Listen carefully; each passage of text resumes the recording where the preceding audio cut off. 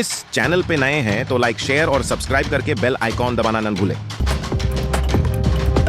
आज हम पढ़ाने वाला हूँ what makes an election democratic. तो कल के वीडियो में हम लोग देखे थे कि हमारा इलेक्शन क्या होता है, इलेक्शन की जरूरत क्यों होती है, और आज हम लोग पढ़ने वाले हैं कि what makes an election democratic, यानी वह क्या चीज है जो चुनाव को प्रजातांत्रिक या अप्रजातांत्रिक बनाता है। तो इलेक्शन जो है वो डेमोक्रेटिक भी हो सकता है और नॉन डेमोक्रेटिक भी हो सकता है। कल के वीडियो में हमने ये समझा था कि इलेक्शन की जरूरत क्यों है, लेकिन आज हम लोग ये समझने वाले हैं कि इलेक्शन प्रजातांत्रिक भी होता है और न अप्रजातांत्रिक होता है। कैसे होता है इसको हम केस बेस्ड भी समझाने का कोशिश करेंगे। जैसे कि हरियाणा में जो चुनाव हुआ था, जो केस हम पढ़े थे, जिसमें लोकदल के पार्टी जो है, लोकदल की पार्टी कौन, देवीलाल जो है वो डेमोक्रेटिक इलेक्शन के थ्रू ही चुने गए थे और 90 में से 60 सीट ला करके और अपना सरकार बनाई। लेकिन नॉन डेमोक्रेटिक इलेक्शन भी होता है।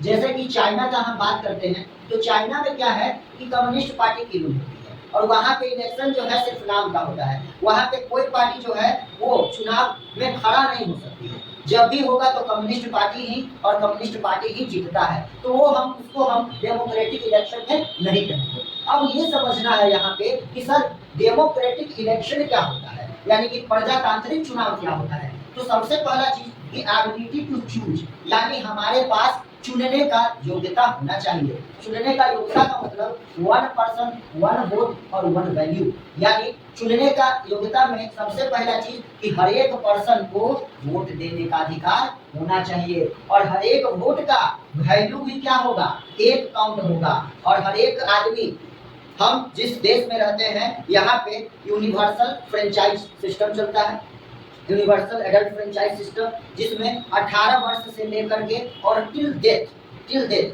मरने तक आपको वोट देने का अधिकार है। और आपके पास इलेक्शन कमीशन के थ्रू इशू किया गया एक वोटर आईडी कार्ड होता है, जिसको लेकर के आप बूथ पर जाकर के इलेक्शन दे सकते हैं। तो सबसे पहला चीज ability to choose 1 person 1 vote 1 value, यानी कि हर एक आदमी को वोट देने का अधिकार होना चाहिए और हर एक वोट का काउंट 1 और उसका मान्य भी 1 होना चाहिए।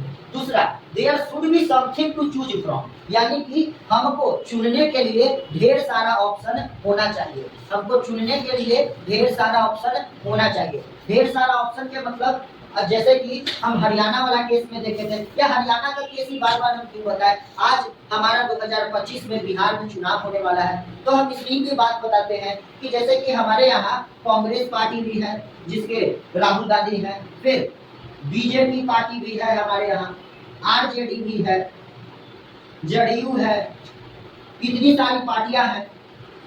और हम जनता के पास ऐसा कोई बात नहीं ना किया गया है कि कांग्रेस पार्टी को ही चुनना है या बीजेपी पार्टी को ही चुनना है। हमारे पास तो ऑप्शन है, हम कांग्रेस को भी चुन सकते हैं, हम बीजेपी को भी चुन सकते हैं, हम आरजेडी को भी चुन सकते हैं और जदयू को चुन सकते हैं। यानी there should be something to choose from, यानी पहला चीज कि हमारे पास चुनने के लिए कुछ होना चाहिए। और ये सही कहा गया है कि जब जैसे कि आप कोई शादी विवाह में जाते हैं, तरह तरह का व्यंजन अगर लगा हुआ है, टेबल पे बहुत सारा व्यंजन लगा हुआ है, तो आप पनीर खाते हैं, लेकिन पनीर की बहुत सारी वैरायटी वहाँ पे होती है। शाही पनीर होता है, और भी पनीर कढ़ाई होती है, पनीर पंजाबी होती है, पनीर पकोड़ा होता है। उसमें हम लोग क्या करते हैं कि जो हमें पसंद आता है उसी चीज को अपने प्लेट के अंदर डालते हैं। वही बात इलेक्शन में भी है कि हम जिस पार्टी को भी हम अच्छा समझते हैं, जिस पार्टी को हमें अच्छा लगता है, उसी पार्टी को हम वोट करते हैं और ऐसे चुनते हैं। Choices should be offered at regular interval. Third point democratic election का ये है कि चॉइस हमको, यानी कि सरकार चुनने का मौका हमें लगातार हर एक अंतराल पर मिलना चाहिए। जैसे कि हम हरियाणा के केस देवीलाल में देखे थे कि लोकदल की पार्टी जीत तो जाती है इलेक्शन, लेकिन 5 साल ये काम नहीं करती है। 5 साल नहीं काम करती है तो 5 साल के बाद फिर से विधानसभा का चुनाव होगा और उसमें फिर से ये क्या, अगर हम जनता से वादा किए हैं कि हम आपको लोन देंगे, ऐसा कर देंगे, वैसा कर देंगे, एजुकेशन अच्छा कर देंगे, और अगर हम 5 साल काम नहीं किए तो क्या आप फिर से आपको हम वोट देंगे? ऐसा तो नहीं होगा कि हम फिर से आपको ही वोट देंगे। मेरे पास अदर ऑप्शन भी है, लेकिन ऑप्शन है लेकिन इंटरवल हर एक अंतराल पे हमें मौका भी तो मिलना चाहिए। तो यही बात है कि जो भी प्रजातांत्रिक इलेक्शन होता है उसमें 5-5 साल पर हमको इलेक्शन कमीशन करवाती है और हर एक साल इलेक्शन होगा, हर एक 5 साल पर इलेक्शन होगा, इलेक्शन का टर्म होता है और इलेक्शन में हमें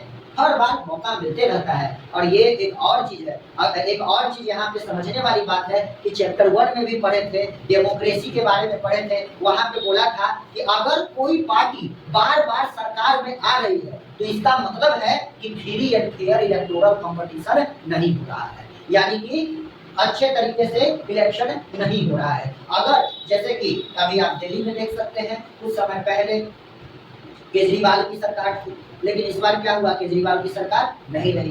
तो इस तरीके से अगर हो रहा है वहां पे, तो यानी वहां पे कैसा इलेक्शन हो रहा है, डेमोक्रेटिक इलेक्शन हो रहा है। क्या हो रहा है, डेमोक्रेटिक इलेक्शन हो रहा है।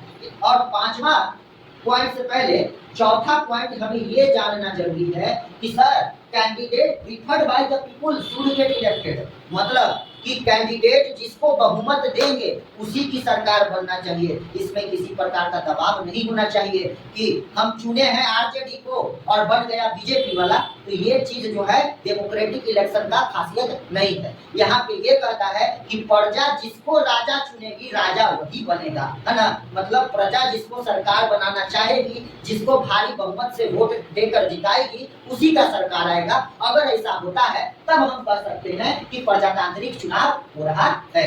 Fifth point, election should be free and fair, यानी इलेक्शन जो है फ्री एंड फेयर करने का मतलब कि लोगों को वोट देने के लिए फ्री कर देना चाहिए। मेरी मर्जी, मेरा दोस्त है राम श्याम और मैं, ठीक है, तीनों दोस्त का अलग अलग माइंड है। मेरा कहना है कि हम बीजेपी को देंगे, तो ऐसा नहीं कि हम इसको फोर्स करेंगे, अपने राइट वाले को या अपने लेफ्ट वाले को फोर्स करेंगे कि नहीं तुम इसी को वोट दो, बीजेपी को भी वोट दो। ऐसा कोई बाध्यता नहीं होना चाहिए। एकदम इलेक्शन, डेमोक्रेटिक इलेक्शन में जनता जो है फ्री है कि किसी को भी चुन सकती है। और फेयर का मतलब कि चुनाव में किसी भी प्रकार का डर्टी ट्रिक्स यूज नहीं होना चाहिए। किसी भी लोग को, किसी भी जनता को डरा धमका करके इलेक्शन करवाना ऐसा नहीं है। फ्री और फेयर होना चाहिए। अच्छे तरीके से इलेक्शन अगर होता है तभी हम कहेंगे जो प्रजातांत्रिक चुनाव है। That's all. अब इसके बाद